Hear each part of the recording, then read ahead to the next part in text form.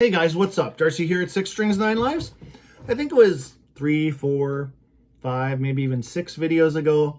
I had mentioned that I'd like to start doing some re-ranking or updated rankings of bands that I've already ranked here on the channel. And the main reason is they've put out a new studio album since the last time I've done a ranking on them. So that is the case today. We are going to look at all 14 studio albums by Flotsam and Jetsam. Their latest album, Blood in the Water, came out in 2021. I'm just not the type of guy that can bang out a brand new ranking, a week or two or a month into an album being released. The 1 year mark is where I can really kind of assess where an album should go in a discography. And if you watched any of my rankings in the past, you know that I like to own each one of these albums. I've lived them. I've listened to them plenty of times. I'm just not a guy that can go over to Spotify and listen to an album for a day and figure that I have it cased. That is not the case. So we'll take a look at all 14 of these studio albums from Arizona's own Flotsam and Jetsam. I've always said this band is much more than just the band that Jason Newsted came from. They started off super thrashy, in the mid 80s, into some more progressive, US power metal. I think they've almost came full circle. They've really found their roots again. But I would say if you were going to categorize today's Flotsam and Jetsam, I'd say thrash / US power metal, right in that groove. I was asked a couple of times here in the last year or so, where would you put Blood in the Water? I will be able to definitely answer that here very shortly. But yeah, just an underrated band. And the other thing I've always said, they're just much more than just their first 2 albums. A lot of people have lost track of them, but use this as a guideline if you want. It is not by any means the be all and end all ranking, just my opinion, of course, but I've one of the bands that I've literally bought each and every release as it's come out within a couple weeks of its actual release date. So I know these fairly well. The first 3 that I'll show you today are probably my least spun Flotsam albums, even over the past 5-10 years. And obviously we'll go from my least favorite to my favorite. But enough babbling, let's get started. Coming in at number 14, and I don't know if I mentioned, but I did do a ranking of this band, so that would be about 2 years exactly. So this is, like I said, the updated version. So we will include that brand new album, Blood in the Water, and there's been a couple minor change, maybe I think one minor change.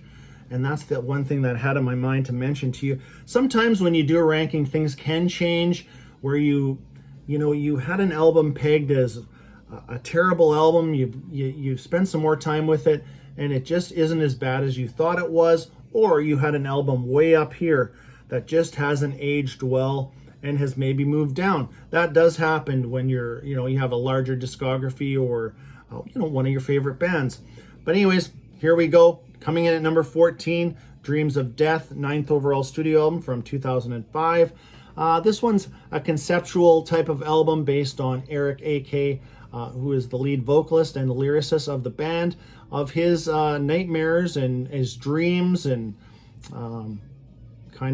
crawling out of a cave or a hole here on the cover. But this is my least favorite and was on my last time I ranked Flots albums. But try Straight to Hell, that would be my favorite track.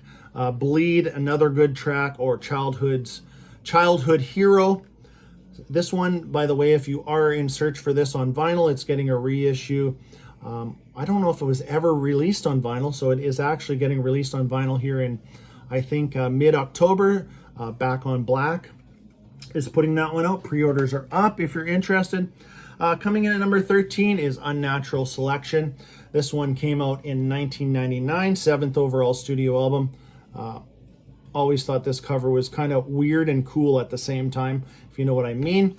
As far as lineup, this is probably my least favorite lineup or period of the band.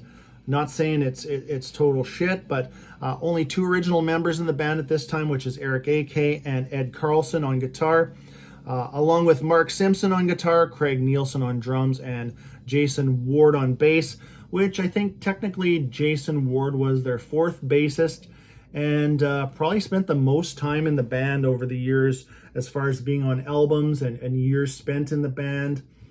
But songs to check out on this one, I would go Chemical Noose, Falling, really good song, Win, Lose, or Dead, another one to check out. But coming in at number 13, Unnatural Selection. Yeah, lucky enough to get this. This one came out on Night of the Vinyl Dead, a cool label that brings back albums that are kind of disregarded in a way. That one originally came out on Metal Blade Records. All right, coming in at number 12, this is the album that came out right after Unnatural Selection. This is their 8th overall studio album from 2001 called My God.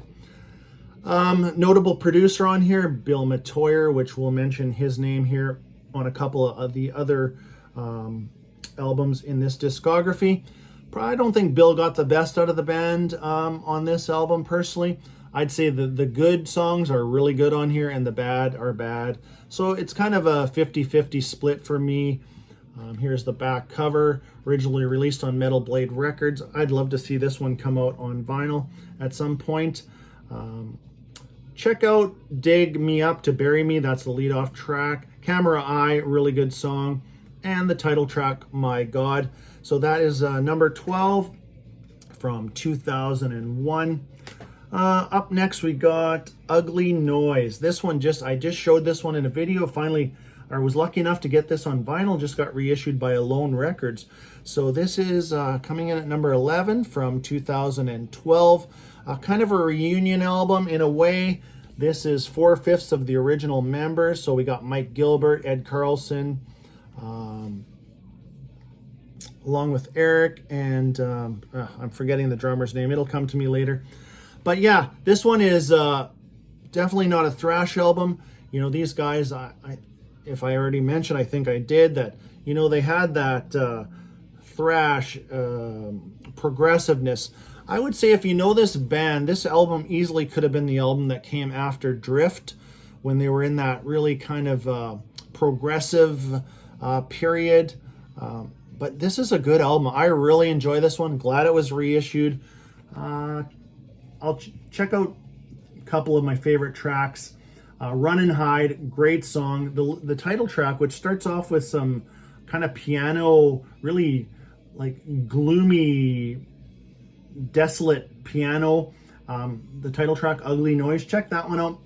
But I think my favorite overall track on this album is Rabbit's Foot. Kind of a weird title, but what a catchy song that one is. And wraps up with a really speedy one called Machine Gun. So yeah, coming in at number 11 is Ugly Noise from 2012. What's next? Coming in at number 10 is, one second. Coming in at number 10, their 10th overall studio album from 2010 called The Cold. This one, if you're familiar with, I'll pull this one out of the sleeve, the artist Travis Smith, who's done, most notably for me, lots of Overkill covers, but there's some Travis Smith artwork. And this is probably, for me, the best of that lineup that I mentioned with Mark Simpson and Craig Nielsen, along with Ed Carlson and Eric A.K. Eric is the only band member that's been on every one of these albums. And we'll talk more about members and stuff like that here in a second. But here's the back cover. Tracks to check out. If you only check out one track from this album, The Cold, the song called Always is my favorite track. Along with the title track, maybe the lead-off track called Hypocrite. Check out those three, but if you for sure, Always, really cool song. Eric, and I'll mention it now and probably again, Eric's vocals, he has not lost a step since day one, in my opinion. just sometimes the songwriting is stronger, with any band, right? You got some weaker albums, but Eric's vocals they're just top notch in my opinion. So that was number 10. Let's go number 9 from their 6th overall studio album from 1997. After this album, that's kind of when, some members changing and things, I wouldn't say fell apart, but they lost track of themselves after this album, but I still really enjoy this album. So this is from 1997 called High, and I'll show you the back cover, which is super cool. You'll recognize a lot of the what I'll show you in a second, but here's the cover to High. So last with the 4/5 of the original lineup, the original lineup was with Jason Newsted on bass, but here's the back cover. And they have the font in, and these bands, you got Iron Maiden in there, Van Halen font, Metallica font, Scorpions font, what else do we have? Twisted Sister font, Slayer. And they said, basically they've incorporated a little bit of their influences for sure in this album too. But this is a great album in my opinion. Check out, I don't know, I would say my favorite songs are High Noon, It's on Me, Your Hands, Lucky Day, and there's a cover on here too called Fork Boy, actually, and it's just a little picture of a Fork Boy. I don't remember who does the original of Fork Boy, but it's not really super necessary on this album, but the rest of the album I encourage you to check out. So coming in at number 9 is High from 1997. Up next, so 2015, they signed a record deal with AFM Records, and to me, it's kind of when they're almost like their comeback, or refocus. That's even a better choice of words. They just refocused, and if you know the mascot for Flotsam and Jetsam, which is Flotzilla, I thought this would have been the best opportunity to come back with Flotzilla on a cover, but they did not, and that's okay because Flotzilla came back on the very next album after this. But so this is from 2016, self-titled, first album on AFM Records, which is a great label, getting some good support too. I remember the first single for this, which is called Iron Maiden. It is very, speedy track like early Iron Maiden stuff, dual guitars, but it's about the medieval torture device. It's not a tribute to exactly the band Iron Maiden. It's about the actual Iron Maiden and all about that. But super cool comeback album. Here's a picture of the band at the time. So in the band, this is the only album to feature Jason Bittner on drums, which he went on to join Overkill after that. First album to feature Steve Connolly on guitar, who is still currently in the band to this day. Fantastic guitar player.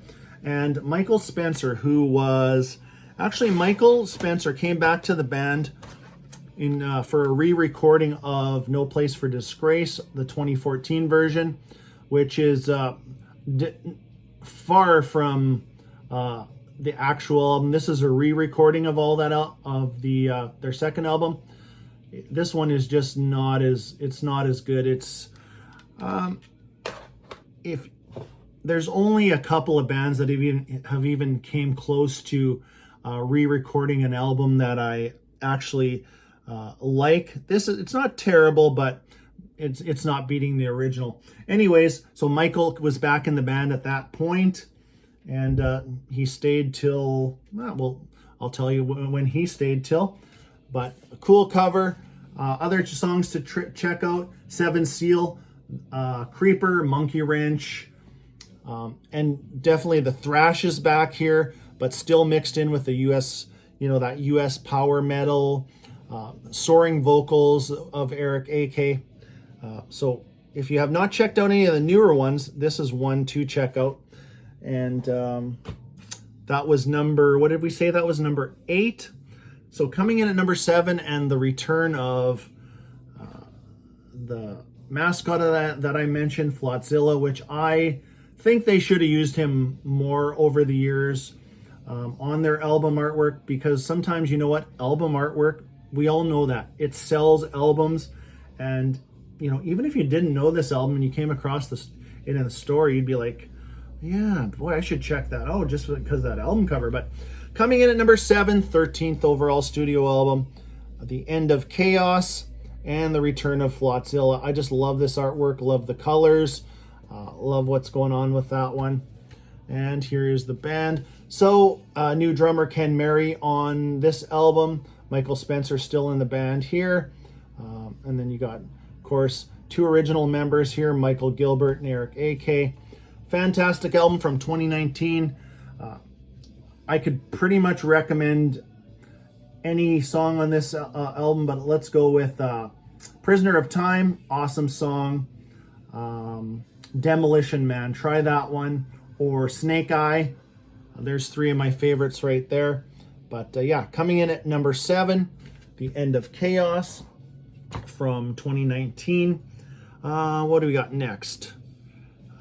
This one actually moved up the ladder, and I'll give you one good reason why it moved up a little bit.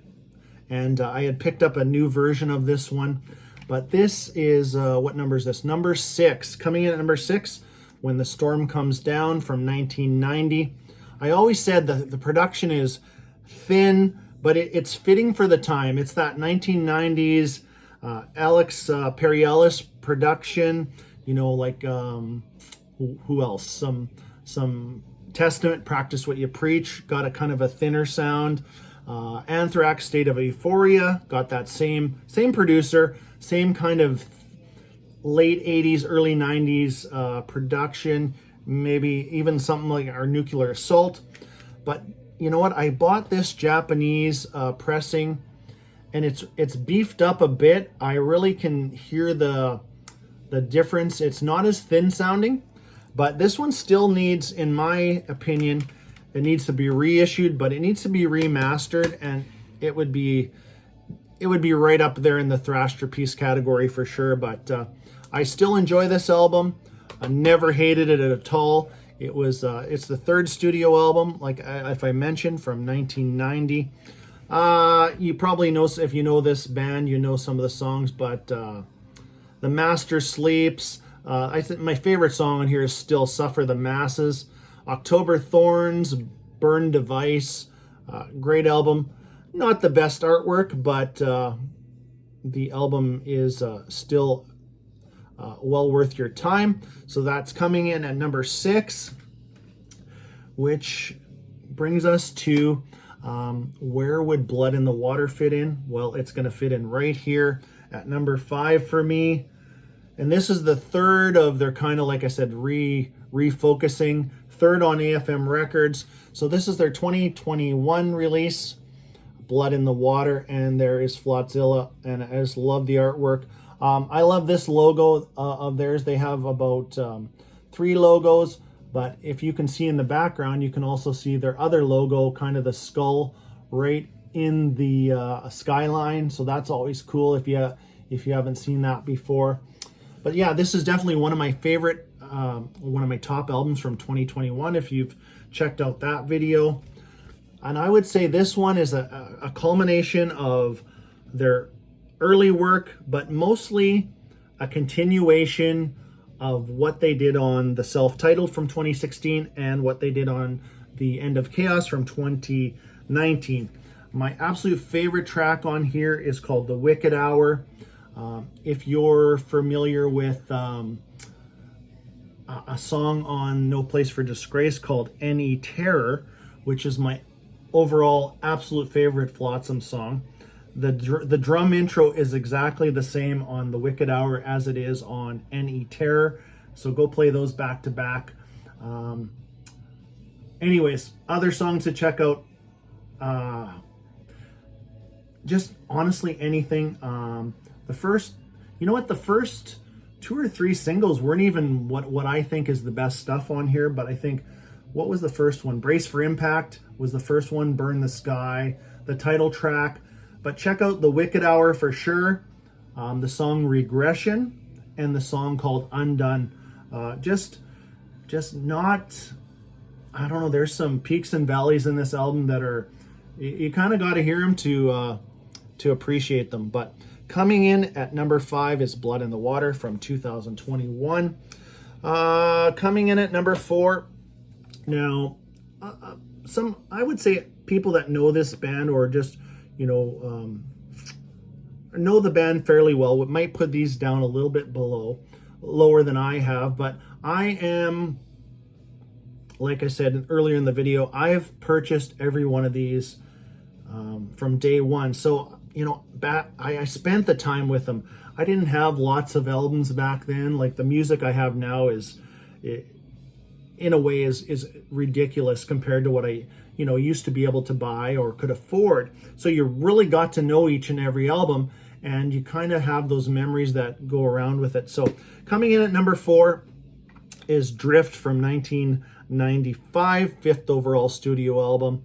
And this is kind of full-on progressive metal at this point.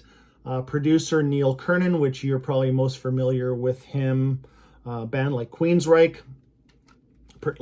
I think he produced probably 4 or 5 Queensryche albums. But yeah, I just love this album. There is not a weak track. The songwriting on here is phenomenal. Again, we can throw Eric's great vocals in here, great guitar work. Check out Empty Air, Pick a Window, 12-Year-Old with a Gun, Blindside, one of my absolute favorites on there. And another track to check out is called Smoked Out. This one also just got a recent reissue on Japanese pressing. If you are interested, these ones are readily available. And still hoping that they come up with a vinyl reissue of these. They had 3 albums kind of after they were dropped by Elektra Records. They got picked up by MCA Records for 3 albums, and that is one of them. So hoping we can see some vinyl reissues for those. So coming in at number 4 was Drift. Coming in at number 3 is their 4th overall studio album from 1992 called Quattro. I always thought this cover was absolute crap. Easily could have been a Flotzilla cover that would appeal a little bit more to them. Maybe it wouldn't fit the style of what this album is. This one is kind of the turning point. After their 3rd album, When the Storm Comes Down, they got a little more progressive, and this is the first time they used Neil Kernon on as a producer, which you can absolutely tell who is producing this album if you know who Neil is. But check out some tracks: Natural Enemies, Swatting at Flies, Cradle Me Now. I mean, this just, I know I say there's not a weak track, but I just almost, I believe that. This is just a great album, underrated. If it's, Doomsday for the Deceiver you're looking for, or No Place for Disgrace you're looking for, this is not it, but check it out. You might be surprised at how much you do like this album. So coming in at number 3, Quattro, which only leaves 2, and yes, they are my favorites too, but I still will, speak up about some of these other albums that you still need to check out. But here's where you might think, okay, I know exactly what's coming, but maybe you don't. But coming in at, maybe you do, maybe you don't, maybe you've already watched my old ranking video, but coming in at number 2, the debut where it all started, Doomsday for the Deceiver. I've always loved this cover. It's not the best penned artwork, but I just think it's one of those covers that's not well, so bad it's good, but it's not really that bad, is it? Love the logo on this one. This is a reissue by Metal Blade Records. There is the original lineup with Jason Newsted, which obviously you know where he went after that, which I still wish he was still in that band. He just made that band better, didn't he? But yeah, coming in at number 2 from 1986, called Doomsday for the Deceiver. And this is another one of those albums. Just pick a track. I mean, but if highlights, Iron Tears for sure. The title track, Doomsday for the Deceiver. Hammerhead. There's 3 of my favorites right there. So yeah, number 2, Doomsday for the Deceiver, which only leaves 1. And this has always been my favorite Flotsam and Jetsam album. Was so happy to finally get this as a reissue from Music on Vinyl, I think just last year. But this is their second studio album from 1988. Elektra Records, they were dropped from Elektra after this album. Like I said, picked up by MCA Records. But I love this album. Yes, I can do without the cover of Elton John's Saturday Nights, All Right for Fighting. But this one contains some of my absolute favorite Flotsam songs overall. Any Terror being one. The title track, No Place for Disgrace. I Live You Die, which was co-written by Jason Newsted. And he also co-wrote, I think, Escape from Within, if I'm not mistaken. There's a cool instrumental on here called The Jones. Misguided Fortune. Yeah, I'd say, you could throw Saturday Nights All Right for Fighting out the window. Even though it's not terrible, but it's almost like it just doesn't fit. Definitely a record store day or record company pressure there. But there's my number 1. No Place from Disgrace from 1988 from Flotsam and Jetsam, a band that is still going strong. I encourage you to check out their any of their past 3 albums. So hope you enjoyed this updated version, and I don't know who I'll do next. If you watched any of my older ranking videos and seen that they have a new album, let me know in the comments of who you'd like to see. If I own them, I can do a re-ranking or a ranking of some sort. But until next time, stay heavy.